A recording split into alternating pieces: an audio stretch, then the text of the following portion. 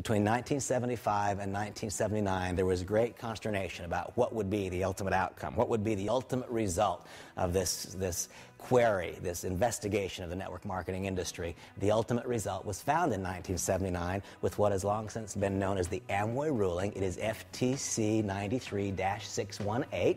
That is called the Amway ruling. The verbiage in the Amway ruling is absolutely beautiful. It states that Amway is not a pyramid and that multi-level marketing is a legitimate method of moving products to end-line users, and it clearly identifies the playing field. In the Amway ruling, the playing field is articulated well, and articulated clearly. Any of you who want to really understand the playing field of network marketing, I encourage you to review the Amway ruling. There you will find a set of boundaries. If you can imagine a football field, what does a football field have? It has borders on both sides. It has an end zone. It has hash marks. It has a 50-yard line. That's the same way that the Amway ruling works for the network marketing industry. It identifies that which is clearly inside the rules. And you might question, well, why, if there's now this well-identified series of boundaries, do companies still get called into question? My own experience in the industry, in 1990, I was involved with a company called Nu Skin, and the company was sued by the Federal Trade Commission, claimed it was an illegal pyramid. The company survived that query. Why did it survive? Because the litigation showed that the company was inside the rules, inside the boundaries that were established by the Amway ruling. What makes that field of legitimacy boundaries? Well, first of all, the company must have a physical, consumable, tangible product or identifiable service. It cannot just be a dollar chasing a dollar. That's one of the parameters of the Amway ruling. There must actually be the delivery of a product, or there must actually be the delivery of a quantifiable service. What's another parameter of the Amway ruling? That if I am your upline meaning that I got involved in the system before you did, it must be technically possible for someone downline to earn more money than someone upline. Well, in our company, that's a pretty beautiful thing, because the very first distributor in our company is a great leader. His name is Scott Olson. Scott is a Royal Black Diamond, I think, right now, does extremely well financially. But you know what? Not one, not two, but 3 or 4 generations below him is a gentleman named Brig Hart. Way down there, 3 or 4 generations. And you know what? Brig is the top income earner in the company. What does the Amway ruling say? The Amway ruling says that someone downline must be able to earn more than someone upline. Now, those are very, very visible examples in our company, but it makes it so easy to prove that this company falls within that particular guideline of the Amway ruling. There's something else called the 70% rule. What's a 70% rule state? The 70% rule says that if you bought products last month, 70% of them should be gone before you place another order. In other words, you shouldn't be stockpiling products. You shouldn't be buying products because the compensation plan says to. The 70% rule says that if last month you bought $100 worth of products, you should have no more than $30 worth still on hand if you're placing another order. That's the 70% rule. There's another rule. That rule is the 10 customer rule. It means that there should be 10 people in your business who are consuming the product purely for the sake of the product, not because of the business methodology. That's the 10 customer rule. Well, see, these are all part of that Amway ruling. And one can gather that information by reviewing the actual file. And once again, what is it? It is 93 FTC-618. That is the Amway ruling, rendered in 1979. And now there was this huge backlog, this enormous backlog, because between 75 and 79, there was a great big question mark. Is network marketing, is multi-level marketing going to survive? Is it a legitimate way of moving products to end-line users? Can this be a secondary income stream for me and my family? Can it be a primary income replacement for me and my family? A lot of people watching and wondering. Now comes the Amway ruling in 1979. Network marketing, multi-level marketing is a legitimate means of moving products to end-line users. Multi-level marketing is not a pyramid. It's an effective way to generate income. The rules are established, and I've described a few of the rules, of the borders. I also love, by the way, some of the verbiage, because one of the periodic commentaries I'll hear was, well, aren't we going to run out of people? And I absolutely love the judge's verbiage on how and why one will never run out of people. Now, I've, of course, lived that. I've been in the industry for 20 years and produced enormous incomes for a long time. I've never run out of anyone to talk to. In fact, there's another whole generation of people now. The children of some of those who joined me in the business 20 years ago are today legitimate, valid prospects. But the Amway ruling is an absolute thing of beauty. Those of you who seek to become professionals in this industry, I would encourage you to have at least a basic cursory working knowledge.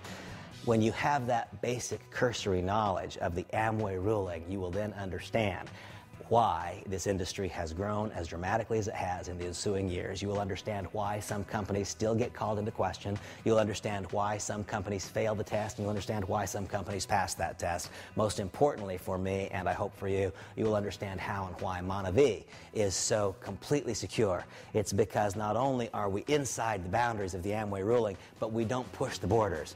My opinion is that Monavie finds itself between the 45-yard lines and inside the hash lines, well in the center of what is appropriate and acceptable in this business, a standard and a model to which other companies in the industry could and I believe should aspire. Well, in 1979, the Amway ruling, the playing field is now well established and identified. The next 3 years, there was an absolute floodgate that was opened. Between 1979 and 1982, 2 million people in the USA alone entered the network marketing industry. 2 million people. And between that time of 1979 and 1982, the die was cast because the incomes became so large. Now the industry was assured. The success, the long-term viability of the industry was assured because now there was proven legal legitimacy. And as a result of the remarkable escalation in incomes earned by leadership of some companies between 79 and 82, now people who had significant positive alternatives began to look to the network marketing industry as a primary source of income as opposed to merely a secondary source of income. By the time 1982, 83, 84 arrived, some of the industry standards were born. In that period of time, companies that have forever changed the network marketing industry came into being. During that period of time was born Herbalife. Now, I have long been an advocate for the entire industry. I believe that network marketing is good. I think that there's a big difference in being a good company and being a good opportunity. I think there are a lot of good companies in this network marketing industry. I think there's another difference in being a good company, a good opportunity, and another difference in being a good opportunity and an opportunity to create wealth. There are a lot of intricacies that come together to make this all possible, but I will always be grateful to Herbalife. I will always be grateful to Mark Hughes for the values that he added to the industry. Herbalife was the first company in the aftermath of Amway, the first company after Amway's first dramatic success to have what I call breakthrough volume experiences and to sustain that volume. We're going to come back around in a few moments. We're going to talk about multiple S-curves. And when we talk about multiple S-curves, we'll talk about Amway, and we'll talk about Herbalife, and we'll talk about Nu Skin. That'll be important as one understands the dynamics of timing in our industry. In that time framework between 1982 and 1984 was born a company called Nu Skin. What was Nu Skin's primary contribution to the industry?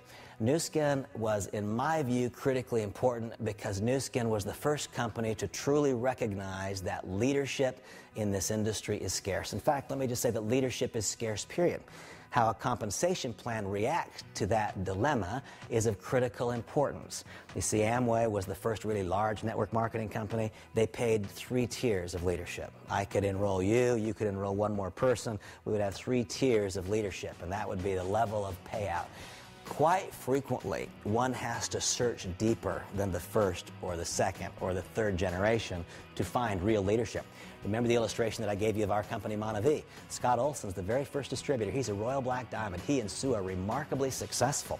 But you know, it goes from Scott Olson to several other people before finally Brig and Lita Hart emerged. And each of those other people are great people who've had great values to the business, but Brig and Lita added a separate, unique value. You see, if the compensation plan had only paid 2 generations deep, if it had only paid 3 generations deep, who knows if Brig and Lita would ever have been found? Who knows if that leadership would have searched deep enough to arrive at them? What's the primary value, or at least one of the significant primary values that Nu Skin added to the equation? They were the first compensation plan to pay in 6 levels of depth. And in paying in 6 levels of depth, what were they really saying? They were really saying, we understand leadership is scarce, and we'll understand you're going to have to work pretty deep in the organization in order to find that quality of leadership that will hold things together. What's another tremendous value that Nu Skin added? Nu Skin became a publicly traded company. And not just a publicly traded company, but Nu Skin became a publicly traded company traded on the New York Stock Exchange that has been followed by some of the largest and finest firms on Wall Street.